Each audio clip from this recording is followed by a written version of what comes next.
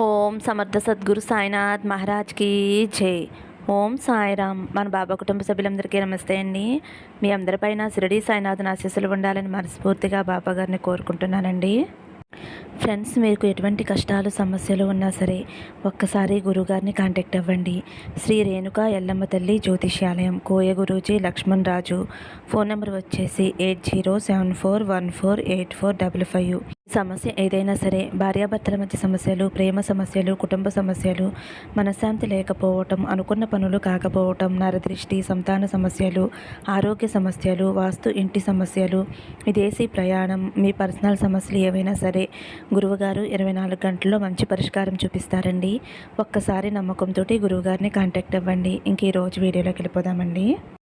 మన బాబాగారు ఏమంటున్నారంటే, తల్లి, నువ్వు ఎదురు చూసే శుభవార్త రేపు గురువారం రోజున తప్పకుండా వింటావమ్మా.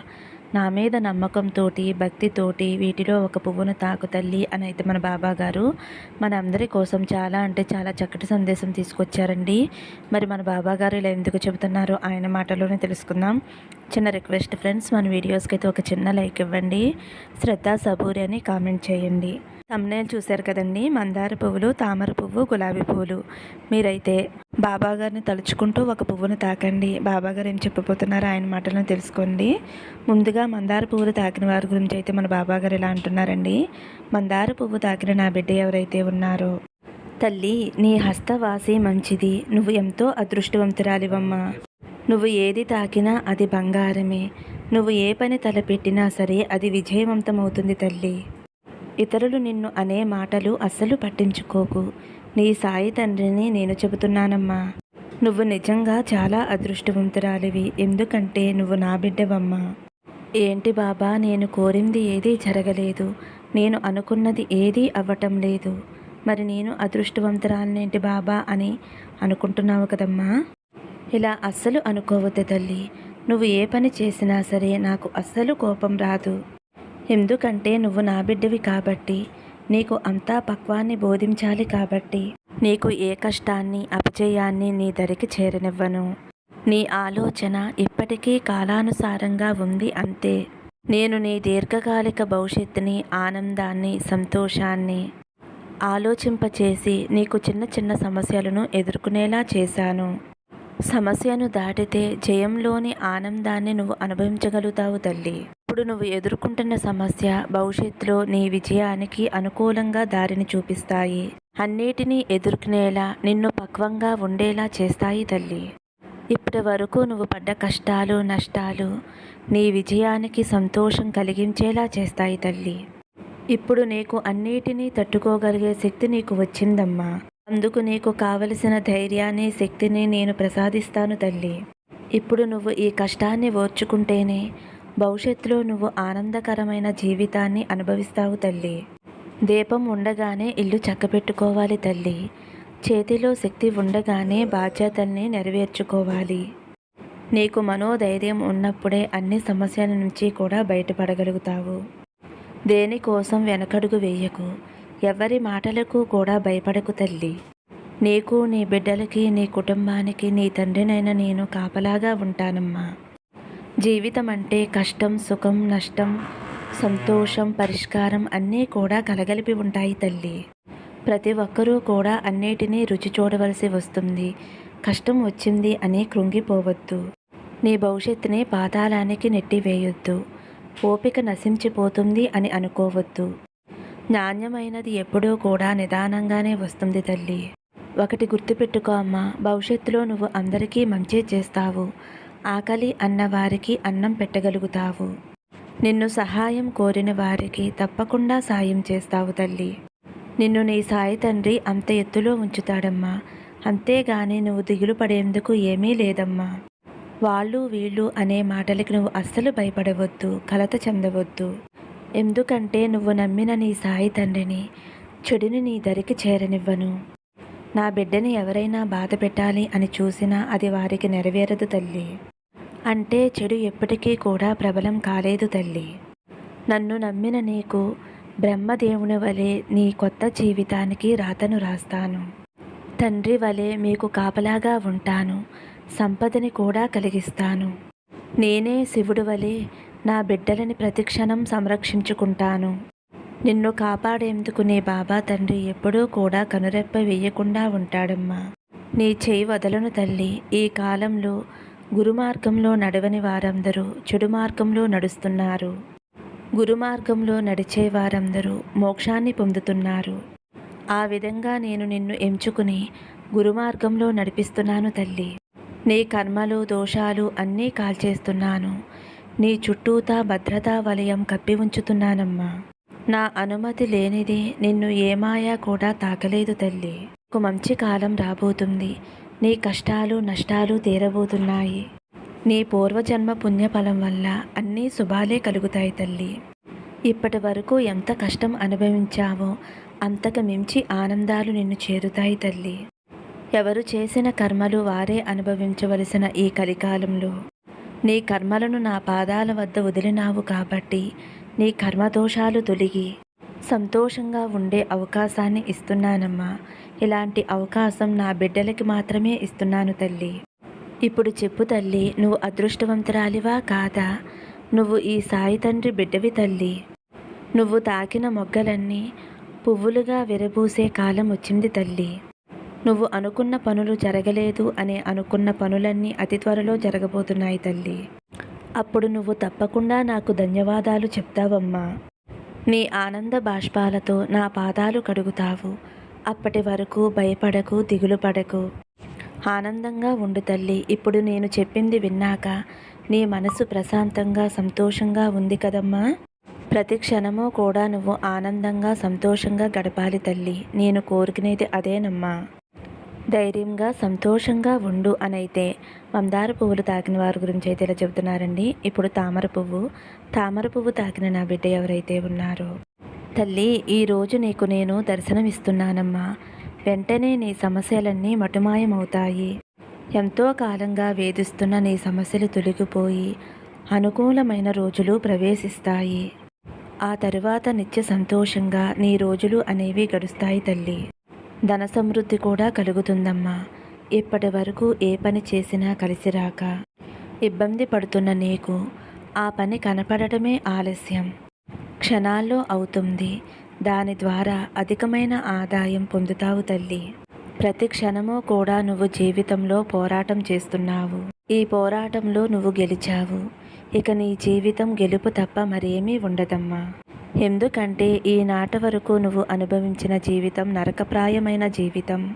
నీ దగ్గర 1 రూపాయి ఉంది, కానీ అవసరాలు మాత్రం 100 రూపాయల కంటే ఎక్కువగా ఉంటున్నాయి.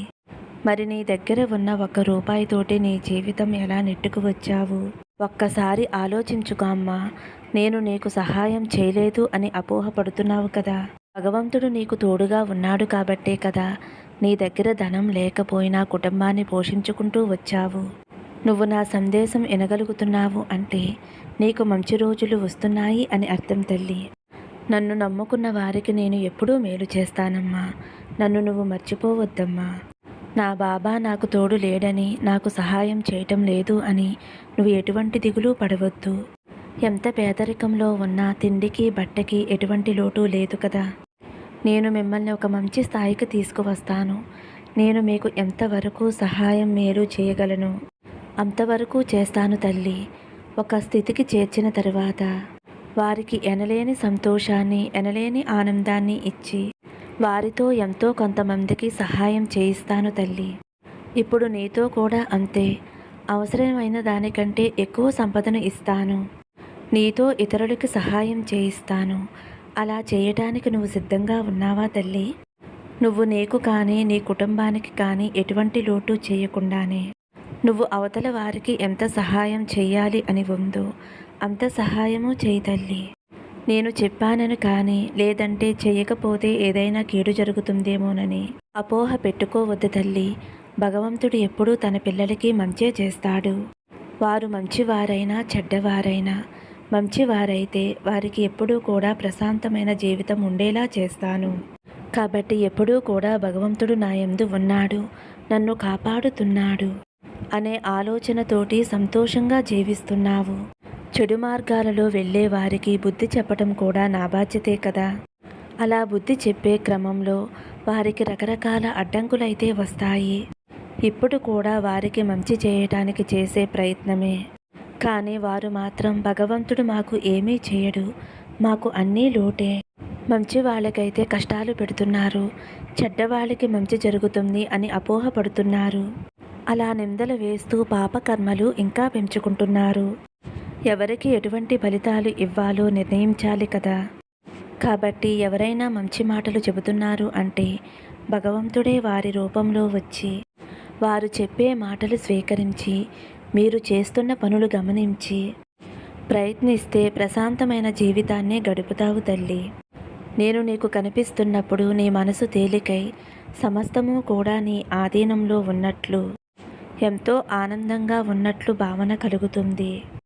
ఇకపై జీవితమంతా కూడా అదే ఆనందంలో ఉన్నట్లు గడుపుతావు. నేను చెప్పిన విధంగా నువ్వు ఒడ్డుకి చేరిన తరువాత మరికొంతమందికి సహాయం చేయి తల్లి. ఆ పుణ్యం నీ ఖాతాలో చేరుతుంది. నీకు అవసరమైన సమయంలో నీకు ఎంతో చక్కగా ఉపయోగపడుతుంది. నేను చెప్పిందంతా గుర్తుపెట్టుకుని ఆనందంగా సంతోషంగా ఉండు తల్లి. నీకు నీ కుటుంబానికి ఆయురారోగ్యాలు అష్టైశ్వర్యాలు కలగాలని నా ఆశీస్సులు నీకు అందిస్తున్నాను తల్లి అని అయితే మన బాబాగారు తామర పువ్వు తాకిన వారి గురించి ఇలా చెబుతున్నారండి. ఇప్పుడు గులాబీ పువ్వులు తాకిన నా బిడ్డ ఎవరైతే ఉన్నారో, తల్లి ఎందుకమ్మా అంత నిరాశ చెందుతున్నావు? నిరాశ అనేది వద్దు. కష్ట సుఖాలు అనేవి మానవ జీవితంలో సహజమే. అయితే ఒక్కొక్కరికి వచ్చిన కష్టం వెంటనే విముక్తి లభిస్తుంది, మరికొందరికి కొంతకాలం పడుతుంది. ఇప్పుడు కష్టం అనుభవిస్తున్నాము అంటే ఒక కారణం ఉంటుంది. ఆ కారణాలు పూర్తవగానే నీకు అంతా మంచి జరుగుతుంది. అంత మాత్రం చేత ఆలస్యం అవుతుంది అని ఆవేదన చెంది పరిస్థితిని విషమంగా మార్చుకోవద్దు. నువ్వు ఎన్ని ప్రయత్నాలు చేసినా, ఎంత ప్రయత్నించినా ఎదుగుదల అనేది కనిపించటం లేదు కదా తల్లి. నువ్వు ఏ పని మొదలుపెట్టినా అందులో ఏ ప్రయోజనం లేకుండా ఉంటుంది కదమ్మా. మరి సమయం రాకుండా ఎటువంటి పరిస్థితినైనా చక్కపట్టడం కుదరదు కదా తల్లి. పరిస్థితులు మనకి వ్యతిరేకంగా ఉన్నప్పుడు ప్రశాంతత దూరమై మానసిక వేదన కలుగుతుంది. అప్పుడు చేయవలసిందల్లా ఒక్కటేనమ్మా, పరిస్థితులు చక్కబడాలి అనే దైవాన్ని కోరుకోవటమే మన పని. మనం రెట్టింపు ఉత్సాహంతో భగవంతుని యొక్క నామస్మరణం చేయటం తప్ప వేరే ఆలోచన ఏదీ చేయకూడదు. నిరాశ చెందకూడదు. నిరాశ మనల్ని కిందకి లాగేలా చేస్తుంది. కాబట్టి నిరాశ అనేది మన దగ్గరికి రాకుండా చూసుకోవాలి. జీవితంలో బ్రతకాలి అంటే ఆశ అనేది చాలా ముఖ్యం. ఆశ ఉంటే కొంచెం ఆలస్యమైనా సరే మనకు ఉన్న లక్ష్యాలన్నీ కూడా సాధించగలుగుతాము. ఒక తల్లి నిరాశ అస్సలు చెందవద్దు. ఏదైనా సరే నీకు అనుకూలంగా మారుతుంది అనే నమ్మకంతోటి ఉండు. అంతా మంచే జరగాలి అని నేను ఆశిస్తున్నానమ్మా. అలాగే నా ఆశీర్వాదం నీకు అందిస్తున్నానమ్మా. ఇప్పటి నుంచి నీకు అంతా మంచే జరుగుతుంది. బాబా నీకు తోడుగా ఉన్నారు అని మర్చిపోవద్దమ్మా. నువ్వు నాపై నిందలు వేయొద్దమ్మా. బాబా నాకు ఏమీ చేయటం లేదు, నన్ను మర్చిపోయారు అని అనుకోవద్దు తల్లి.